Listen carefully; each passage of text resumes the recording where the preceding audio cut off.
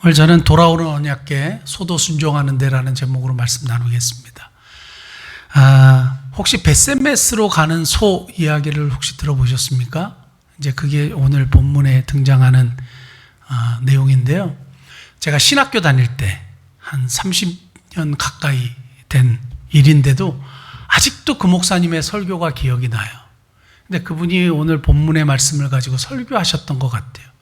근데 제가 너무 감동을 받아가지고 거의 울었어요. 근데 그분의 설교가 뭐였냐 하면, 우리 사역자들, 우리 또 신학생들, 그리고 하나님의 백성들은 이 소와 같아야 된다 이거예요. 좌로나 우로나 치우치지 않고 하나님의 말씀에 순종해서 그대로 갔다 이거예요. 그리고 자기의 새끼 송아지들을 떼어놓았잖아요. 떼어놓았는데 어떻게 했어요? 울면서 갔다가 어떻게 했어요?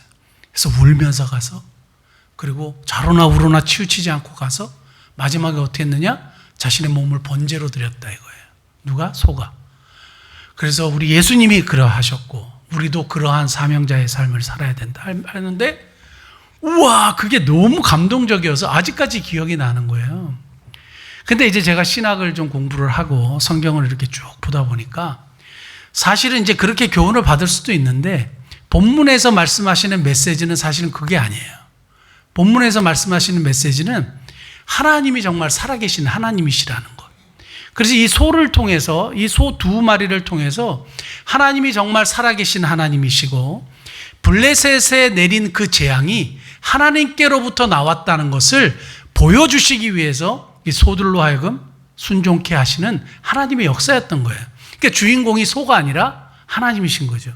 그러니까 나중에 이제 이것을 깨닫게 되면서 오늘도 그래, 내가 우리 성도들에게 이미 벳세메스에 가는 소를 혹시 알고 계시다면 정확한 메시지를 전해야지, 그렇게 생각하면서 이제 제가 본문을 정말 여러 번 봤는데, 여러 번 보면서 제 마음속에 하나님이 이렇게 말씀하시는 것 같았어요. 그래서 그걸 여러분들하고 좀 나누고 싶은데, 본문에서 떠나지 않습니다. 무슨 갑자기 감동이 오고 뭐 계시가 오고 한 게 아니고, 오늘 본문을 통해서 저에게 하나님이 말씀하신, 그리고 감동을 주신 거 여러분들에게 나누는데, 첫 번째는 소도 순종하는데요. 본문을 보면 이스라엘 백성들이 블레셋과의 전쟁에서 법궤를 빼앗깁니다. 그 법궤를 빼앗기는데, 법궤가 빼앗길 거라고는 추호도 생각을 못했어요. 왜냐, 법궤는 하나님이 함께 하시는 상징이었거든요. 그리고 하나님은 당연히 다곤신을 섬기는 저 블레셋을 충분히 격파하고도 남는 애굽에서 우리를 건진 하나님이시기 때문에 전혀 문제가 없을 거라고 생각했는데 법궤가 뺏겨버렸어요. 근데 하나님이 가만히 계셨어요. 왜 그랬어요? 이스라엘의 신앙의 현주소를 드러내게 하시기 위함이었어요. 그래서 법궤를 빼앗기는 수치까지 당하시면서 하나님이 그걸 허락하셨거든요. 자, 그래서 그 법궤를 빼앗겼습니다. 근데 법궤가 빼앗겼는데, 법궤가 처음에는 아스도드라는 블레셋의 지방에 가 있었어요. 특히 다곤 신전에 들어갔어요. 제가 지난 수요일에 말씀드렸듯이 고대의 전쟁은 신들의 전쟁이라고 생각을 했습니다. 그래서 다곤이 여호와 하나님을 이긴 전쟁이에요. 그래서 어떻게 했느냐? 마치 포로로 잡아오듯이 다곤 신전에 포로로 끌려온 여호와의 신의 법궤를 거기다 놓은 거예요. 그럼 어떻게 해야 돼요? 여호와가 그에게 복종해야 되는 거죠. 그러니까 블레셋은 그렇게 생각했어요. 그런데 눈을 뜨고 와보니까 다곤이 여호와의 법궤 앞에 엎어져 있는 거예요. 경배하듯이. 그래서 다시 세워놨는데 그 다음에 와보니까 목이 잘려있고 손목이 잘려있어요. 당시에 포로로 잡혀있던 적국의 왕을 보통 마음에 안 들어서 죽일 때는 목을 쳐서 손목을 잘라서 죽였어요. 그러니까 그거하고 똑같은 거예요. 그리고 손목을 자르는 경우도 있었어요. 왜냐하면 다시는 전쟁을 하지 못하도록, 다시는 일어서지 못하도록 왕들의 손목을 잘랐어요. 그러니까 하나님이 이 다곤을 그렇게 처리를 하셨단 말이에요. 그리고 나서 아스도스에도 독종 재앙을 내리셨고, 독종 재앙이 너무 심하니까 사람들이 죽어나가기 시작한 거예요. 그래서 이 법궤를 어디로 보냈느냐? 가드라는 지역으로 보내요. 거기서도 또 재앙이 일어나요. 사람들이 죽어갔어요. 그 다음에 또 다른 곳으로 보내요. 에글론이라는 곳에 가서 또 보내요. 그러니까 사람들이 왜 이런 재앙을 우리에게 갖고 왔냐고 막 소리를 쳤어요. 법궤를 우리에게서 멀리 하라고 했어요. 그래서 나중에 이 법궤를 들에다 갖다 놨어요. 오늘 본문 말씀 보면 지방에 있었다고 하는데 이 지방이 그냥 들이에요. 빈들이에요. 빈들에다 법궤를 방치했어요. 그럼에도 불구하고 이 재앙이 식지를 않으니까 이 사람들이 이걸 도대체 이게 어떻게 해야 되는 거냐? 그러니까 다곤 신전의 제사장들하고 점치는 사람들을 불렀어요. 이거 어떻게 하면 좋겠느냐? 이게 어찌된 일이냐? 그러니까 이스라엘의 신 여호와가 이 일들을 한 것 같다. 그럼 어떻게 해야 되냐? 그러니까 너희들이 5도시 연합국가니까 5 리더들을 생각하고 금독종, 지금 독종 재앙이 일어났으니까 형상을 만들어라. 그 사람들이 여전히 전가된다고 생각했어요. 당시의 블레셋 사람들은 뭐냐 하면 이런 형상을 만들어서 자신의 재앙을 그 형상에게 전가시킨다고 생각해서 뭐라고 했어요? 속건제. 그러니까 배상.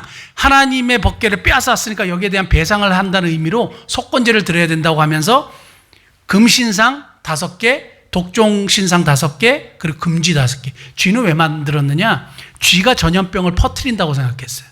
그러니까 이 신상들을 만들어서 자신들의 질병을 여기에 옮겨가게 하고 그 이스라엘 신의 마음을 달래서 이 문제를 해결하자. 그럼 어떻게 이거를 법궤를 돌려보내느냐 하니까 머리를 쓴 거예요. 한 번도 멍에를 베어보지 않은 소, 그리고 젖나는 암소 둘이에요. 젖나는 암소 2, 그리고 새수레예. 그 금독종과 그 금쥐를 이 궤에 넣어가지고 그 궤 옆에다 놓고, 그리고 그 소 2이 좌로나 우로나 치우치지 않고 곧장 가면 어떻게 해요? 하나님이 진짜 이 재앙과 다곤을 엎어뜨리신 것이 하나님이 하신 일이고, 만약에 막 좌로나 우로나 치우치거나 이렇게 되면 어떻게 돼요? 하나님이 하신 일이 아니라 우연히 된 일이다. 이렇게 받아들이면 된다. 그래서 블레셋 사람들의 생각에는 이게 우연히 된 것으로 생각하기를 원했어요. 왜냐하면 무섭잖아요. 사람들이 다 죽어나가고 하나님이 진짜 여호와 신이 진노하셔서 이 일들이 하면 자기들이 굉장히 어려움에 빠지잖아요. 그러니까 그렇게 우연히 되기를 바라는 마음으로 어디까지 쫓아왔어요? 법궤가 어디까지 가는지 쫓아왔다 그랬어요. 그 경계까지 쫓아왔어요. 자, 이런 것이 배경입니다. 그런데 소의 특성상, 그리고 새끼 송아지가 있는 암소의 특성상 본성과 본능은 어디로 가냐 하면 소에게 가 있어요. 자기 새끼에게 가 있어요. 젖을 먹여야 돼요. 그게 모성애잖아요. 그런데 멍에도 한 번도 매보지 않았어요. 불편하죠. 한 번도 매보지 않았어요. 불편하죠. 그리고 2마리예요. 그러니까 자기가 편한 쪽으로 해야 돼요. 그러니까 어떻게 해야 돼요? 좌로나 우로나 치우칠 수밖에 없어요. 그러니까 이 블레셋 다곤의 제사장들과 점치는 복술자들이 정말 불가능한 제안을 한 거예요. 근데 진짜 이 불가능한 것이 기적처럼 일어나면 이거는 하나님이 하신 일이기 때문에 이거는 어떻게 할 수가 없다. 돌려보내야 하는 거예요. 그래서 그 방법을 써가지고 돌려보내는 것이 오늘 본문의 배경이에요. 근데 소가 어떻게 했습니까? 그 소 2이 좌로나 우로나 치우치지 않고 그대로 갔어요. 저는 이것을 통해서 보면서 하나님이 소도 순종하는데 하나님의 백성이 이스라엘은 순종하지 않아요. 하나님의 뜻에 따르지도 않아요. 그리고 오늘 이 본문을 읽는 독자들인 저와 여러분들에게, 하나님의 백성인 저와 여러분들에게 하나님이 그러시는 것 같아요. 야, 소도 내 뜻에 이렇게 순종하는데 니네는 뭐냐? 내 도대체 뭐 그렇게 잘났다고 그렇게 삶을 그렇게 사냐? 네 생각과 네 뜻대로. 그러시는 것 같은 거예요. 그래서 소는 결국에는, 이 소 2마리는 결국에 하나님의 살아계심을 드러내고 번제로 자기가 죽습니다. 이 미물인 소조차도 하나님께 복종하는데 하나님의 백성인 너희들은 그렇게 많은 은혜와 그렇게 많은 것을 경험하고도 왜 내 뜻에 순종하지 않느냐라는 하나님의 경고로 들리는 거예요. 여러분 어떻습니까? 소도 순종하는데. 그래서 어떤 분은 그런 얘기 하더라고요. 소만도 못한 인간들이 있다고. 그러니까 우리가 행여나 소만도 못한 사람이 아닌가 이런 생각을 하게 되는 거예요. 소도 순종하고 복종하는데 우리 하나님의 백성들은 이 땅을 살아가면서 저와 여러분들이 하나님의 말씀에 과연 제대로 순종하며 살아가고 있는가? 소는 본성상 본능상 돌아갈 수밖에 없어요. 자로나 우로나 치우칠 수밖에 없는데 끝까지 복종해서 가요. 그래서 하나님이 정말 이 일들을 하셨구나, 하나님의 뜻을 드러내는 도구로 사용됐어요. 저와 여러분은 하나님이 이 땅에 보내신 그리고 목적 그리고 하나님을 드러내며 잘 살고 계시는지 오늘 한번 돌아보실 수 있길 바랍니다. 두 번째는 소는 도구일 뿐인데 소는 도구일 뿐인데 소는 그냥 하나님이 하시는 일을 드러내는 도구일 뿐이에요. 제가 항상 예전에 설교했던 목사님의 설교를 생각하면서 항상 주인공이 소였거든요. 근데 소에게 자꾸 집중을 하다 보니까 주인공이 소가 아닌 거예요. 소는 결국에 뭘 드러냈어요? 하나님이 하셨다는 걸 드러냈어요. 하나님을 드러내는 도구였을 뿐이더라고요. 근데 우리는 자꾸 뭘 집중하냐 하면 도구에 집중하더라고요. 여러분, 홍해를 가른 것이 누굽니까? 모세입니까? 모세의 지팡이입니까? 하나님이에요. 그런데 우리는 모세와 모세의 지팡이에 집중해요. 만병의 치료자가 하나님이세요. 그런데 우리는 뭐에 집중해요? 특효약에 집중해요. 우리 암 환자들 같은 경우 다 그래요. 이렇게 새로 나온 신약. 그게 막 희망이에요. 최후의 희망이에요. 이해는 돼요. 근데 만병의 치료자가 누구예요? 하나님이세요. 생명의 근원이 누구에게 있다고요? 하나님께 있다고요. 생사복이 누구에게 있어요? 하나님께 있다. 말은 그렇게 고백하는데 뭐예요? 그렇지 않아요. 우리는 자꾸 도구에 집중하더라고요. 도구에 의지하더라고요. 그리고 도구를 바라보더라고요. 하나님께서 왜 이 소들을 통해서 수레를 끌게 하시고 이 일들을 하게 하신지 아세요? 정말 이 재앙이 하나님으로부터 왔는지 알기 위한 그들의 방법이었어요. 그런데 결국 이 소들을 통해서 뭘 알았어요? 하나님이 진짜 살아계시구나. 하나님이 이것을 허락하셨구나. 하나님이 하시는 거구나. 그걸 깨닫게 하신 거예요. 그러니까 소들은 그냥 도구로서 사용받은 거예요. 저와 여러분들이 도구임을 알아야 되죠. 우리가 하나님께 영광을 돌리고 하나님을 드러내는 도구임을 알아야 되죠. 우리가 하나님의 영광을 가로채거나 내가 했다고 하거나 하면 안 되는 거예요.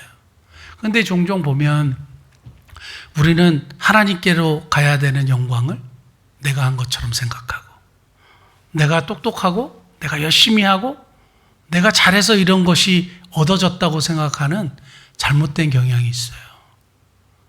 하나님이 하시는 일이고 능력이 하나님께 있는 것이고 그래서 사무엘상 처음부터 뭐가 등장하냐 하면 자꾸 사람들이 다른 것에 집중해요. 어디에 집중해요? 도구에 집중해요. 제가 처음에 이런 얘기를 한번 한 적이 있습니다. 문제가 많은 종교 지도자의 축복은 유효한가? 엘리라는 대사장이 사무엘 1장에 등장하는데요. 문제가 많은 제사장이에요. 그런데 엘리의 축복을 듣고 사무엘의 어머니 한나가 하나님의 말씀으로 받아요. 아멘해요. 그래서 집으로 가서 근심이 없어졌어요. 애통하고 하나님 앞에 기도했던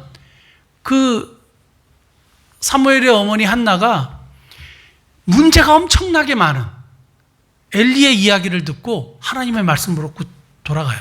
그래서 사람들이 어디에 집중하냐면 과연 이런 문제가 많은 제사장의 축복이 과연 유효하냐? 문제가 많은 성직자의 축복이 과연 유효하냐?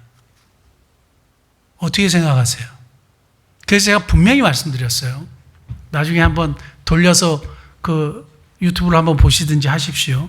또 이스라엘 백성들은 법궤가 오면 자기들이 승리할 거라고 생각했어요. 그런데 법궤가 왔어요. 그곳으로 우리를 구원하게 하자 이렇게 고백하고 사람들 보내서 법궤 가지고 와 한 거예요. 법궤가 진짜 왔어요. 기세가 막 사기가 충천했어요. 근데 어떻게 했어요? 완전히 패했어요. 법궤를 빼앗겨 버렸어요. 능력이 법궤에게 있는 것이 아니라 하나님께 있었던 거예요. 우리에게 분명히 말씀하시는 거예요. 우리의 성공이나 우리의 잘됨이나 우리가 하나님의 은혜 가운데 참 큰 복을 받은 것은 우리의 능력도 아니고 하나님이 허락하신 거예요. 그러니까 능력이 하나님께 있음을 고백하기 원하는 줄 믿습니다. 도구일 뿐임을 기억하시고 도구에 집착하지 마시고 그 배후에 계시는 하나님께 집중하시는 저와 여러분 되시기를 축복합니다. 마지막 세 번째는 제가 계속 이거를 생각하면서 블레셋은 하나님을 포용을 못했어요. 이런 생각을 한 거예요. 하나님이 블레셋과는 공존하지를 못했어요. 물론 거룩하지 못하고 하나님을 알지 못하고 그리고 하나님을 받아들일 준비도 안 돼 있고 하나님이 블레셋 사람들도 구원하기를 원하시지 않으셨을까? 이 생각을 해요. 그러면서 하나님의 영광은 드러내셨어요. 살아계심을 보여주셨어요. 블레셋에게 믿을 수 있는 여러 가지 건수는 제공하셨어요. 그런데 하나님이 블레셋은 같이 계시지 못해요. 그런데 문제도 많고 불순종하고 그리고 탈도 많고 잘못된 믿음을 가지고 있는 이스라엘에는 하나님이 그냥 돌아오시는 거예요. 돌아오시는 하나님이요. 왜 돌아오세요? 함께 하시기 위해서 돌아오세요. 누구와? 그 문제 많고 불순종하고 탈 많고 정말 문제가 많기 짝이 없는 이스라엘에 하나님이 돌아오기를 원하시는 거예요. 왜 그럴까요? 함께 하시고 싶으시기 때문이에요. 사랑하시기 때문이에요. 그 택한 백성들 버리고 싶지 않으신 거예요. 그 택한 백성들을 통하여 하나님은 하나님의 일을 계속 하시고 싶으신 거예요. 오늘 저와 여러분들이 하나님께서 선택한 무조건적인 선택으로 여기 있는 거예요. 잘나고 똑똑해서 여기 있는 게 아니라 하나님의 무조건적인 선택이에요. 왜 사랑하는지 모르겠어요. 복개가 마치 돌아와서 그냥 이스라엘과 함께 하시기를 원하는 거예요. 그의 선택한 백성들이 문제가 많고 죄를 많이 범하고 난리를 치고 하나님을 떠나고 자꾸 우상을 숭배해도 하나님은 이스라엘에 돌아와가지고 이스라엘 백성들과 함께 있기를 원하세요. 마찬가지로 오늘날도 주님이 두드리신대잖아요. 볼지어다 내가 문 밖에서 문을 두드리노니 누구든지 내 음성을 듣고 문을 열면 내가 그에게도 들어가 그로 더불어 먹고 그런 다로 더불어 먹으리라. 주님은 여전히 우리와 함께 하시길 원하시더라고요. 변함없이. 근데 우리는 자격이 없더라고요. 그런데 주님은 자격이 없는 이스라엘에게 돌아오시더라고요. 마찬가지로 자격이 없는 저와 여러분들, 문제도 많고 탈도 많은데 주님은 돌아오셔서 우리와 함께 하시기를 기뻐하셔요. 그래서 결국 우리와 함께 하셔서 우리로 하여금 정말 하나님이 어떤 분이신지 드러내시기를 원하시는 거예요. 저와 여러분들의 삶을 통해서 뭘 해야 돼요? 하나님이 어떤 분이신지 드러내는 저와 여러분 되시길 축복합니다. 왜 사랑하시는지, 왜 선택하셨는지, 왜 구원하셨는지 정확하게는 모르겠지만 하나님이 정말 우리를 사랑하셔서 자격도 없지만 사랑하셔서 오셔서 함께 하기를 원하시고 결국 우리가 하나님께 순종하고 하나님이 하시는 일을 드러내는 도구로서 쓰임받기를 원하시는 하나님의 마음을 이해하고 저와 여러분들의 삶을 통해서 하나님을 드러내시는 저와 여러분 되시기 예수님 축복합니다. 기도하시겠습니다.